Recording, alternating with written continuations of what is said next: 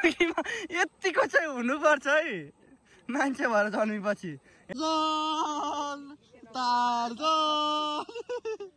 जडिया साथी हुनुपर्छ यतिको चाहिँ गोपाल खिलाडी छ केटाहरू। हेलो गाइस, आज चाहिँ हामी लेटाङ नुहाउन जान आँटेको। म चाहिँ यहाँ रेडी भएर बसिरहेको छु। पुरा यो बेस लाउने लाग्दियो हामीलाई हो। केटाहरूको वेटिङमा छु म अहिले टक्कसँगले। केटाहरू आउँछ अनि लाग्दैन नि हो। ल हाम्रो केटाहरू आइसक्यो। न्यू भ्लगर हो नि फेरि तिरुपल लोड जाने अब टक्कसँगले हामी चाहिँ यहाँ 3 जना छु मैले। अरू साथी अब भेटिन्छ बाटोमा। ल लाग्दैको म चाहिँ पुलिसमा मात्रै ठिक हुन्छ। ट्राफिक छ अगाडि है गिन्ती हुने भयो। अब हिँड्दै आउनु अलिक अगाडि पछि के हाल्ला त कहाँ लगेको त नि भयो। ल बार मित्र लु यत्रो कन्फिडेन्स छ यार यसको। आम्मा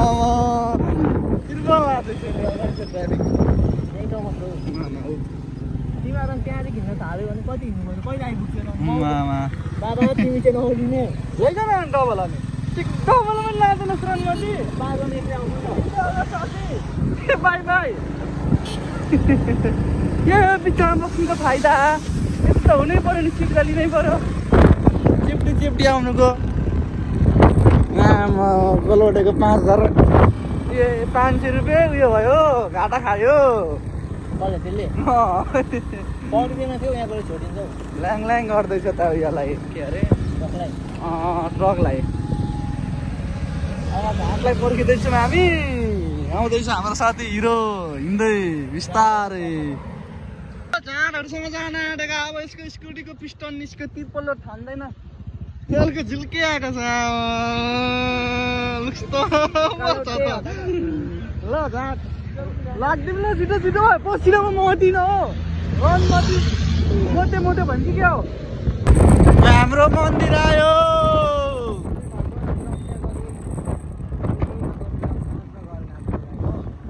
डेटली रहेछ अरे गाडी त टाङ्गो जस्तो भर्र कराउँदो रहेछ हो। बाटो त उपर खत्तम छ यार। मान्छे पनि गोरो हुन्छ है यहाँनिर हाइवेमा हिँड भन्छ। अब गोरो देखिसकेपछि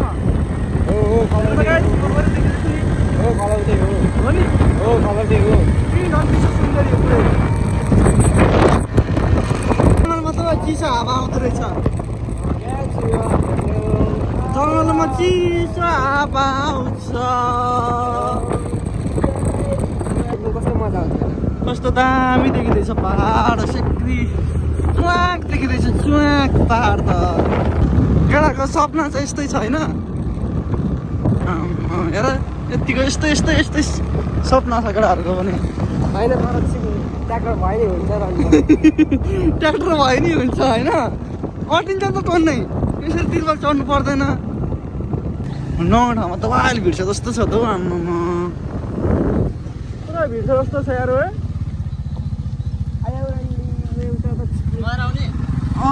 रात पर्छ फेरि त खान थाल्यो भने त। पिङ्की पोइ कालो सेतो भइसकेको छ। ओइ सुरक्षाको बिग फ्यान हो। सुरक्षा केसीको बिग फ्यान हो यो पिङ्की पोइ। ओइ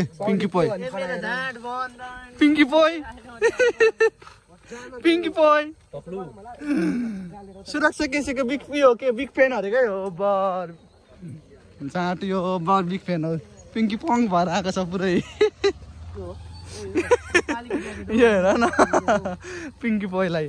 नयाँ ठाउँ कस्तो दामी छ। सिन पनि पिस छ पुरै। यहाँ त पुरै हुसे लागिरहेछ दामी।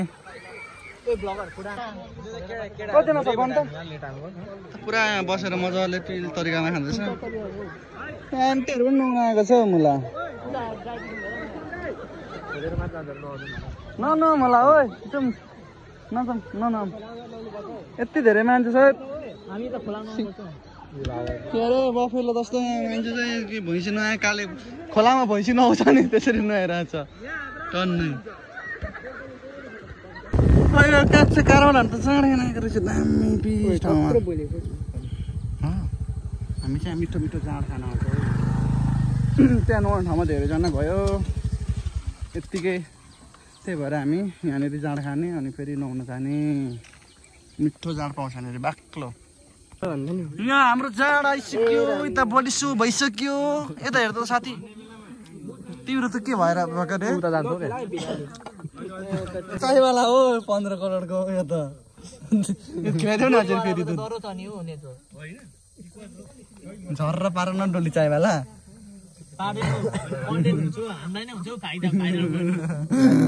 छिटो पार न झर्र डोली चाहिवाला जाँडा हान्दिनु पर्यो ल्यापमा बाक्लो नि बाक्लो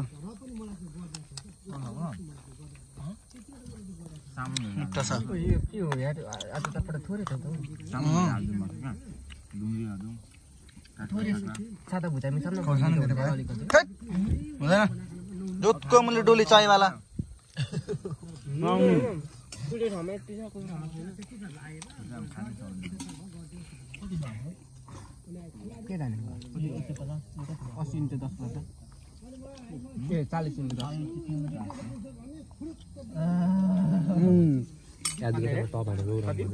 खोर्सानी चाहिँ खाने होइन जोतमा मुजी हेर न उताको उठाउँछ डोली चाहिवालालाई त उडाइदिन्छु म खोर्सानी खाल भन्छु उता खोर्सानी नभएको खान्छ मा टोक्ने डोली चाहिवाला कपाल छैन भने डोली चाहिवाला धेरै नगरौ के सोचेको थिएँ के भइदियो है मेरो साथी अरू साथी हो नि फेरि के भने पनि खोला जाने बाटो चाहिँ खतरा छ है फेरि खतरा छ लड्छु कि के हो डेन्जर छ त बाटो हामी अब नुहाउन आँटेको दामी पाराले सर्लक्क नुहाउने केटाहरूलाई एसे गर्दैछ आगो बालिकन लुगा सुकाउनु पर्यो दामी छ ओ म त हातमा लगाएको छु होइन यार नाकिदिनु पर्यो दामी यहाँ नुहाउने हो मस्तसँगले पानीको दामी छ नि फेरि निलो चप्लाक चप्लाक नभने सक्छ मामा पसाउनु राखिदिनु पर्यो अब नुहाउनु पर्यो यो कसैको पैसा भिजेको भन त हाम्रो धनी साथीको यहाँ पैसा भिजिरहेको दामी 200 रुपियाँ पेट्रोल हाल्ने पैसा होइन हेर थाहा हुँदैन पैसा धेरै पैसा भएपछि यस्तै हो कहाँ हुन्छ पैसा थाहा नै हुँदैन होइन धेरै पैसा भएपछि झन् याद आइहालेछ ठिक छ यहाँ पिस छ पुरै नुहाउने ठाउँ चाहिँ ल अब नुहाउने अनि घरतिर लाग्दिने रुगा लागे जस्तो पो भयो त मलाई त दामी छ घाँटी घाँटी पानी फर्स्ट दिन आउँदाखेरि चाहिँ घुँडासम्म मात्र थियो अहिले चाहिँ घाँटी घाँटी पानी भएको छ नुहाउन दामी हुन्छ उतातिर माछा मारिरहेछ मजाले यो के गर्दाखेरि अरे यो के भएर यस्तो भएको अरे मासु पकाउनु साथीलाई मासु पकाउनु आउँदैन मासु पकाउन बस्छ मासु मात्र खाएर कहाँ हुन्छ त नि आमा खोइ देखाउ त नि केटो लाउरी नभए पनि ज्यान चाहिँ बनाएर आयो है जे होस् पकाउन भन त केटोले लाउरी नभए पनि ज्यान बनाएर आयो एउटा यहाँ गोटी हड्डी मात्र छ विराटनगरबाट आइरहेछ नुहाउन आम्मामा यो गच्छाबाट मात्र यहाँ त विराटनगरबाट लेटाङ नुहाउन आउँछ टिकटकले गर्न समेत गर यार है तार्जन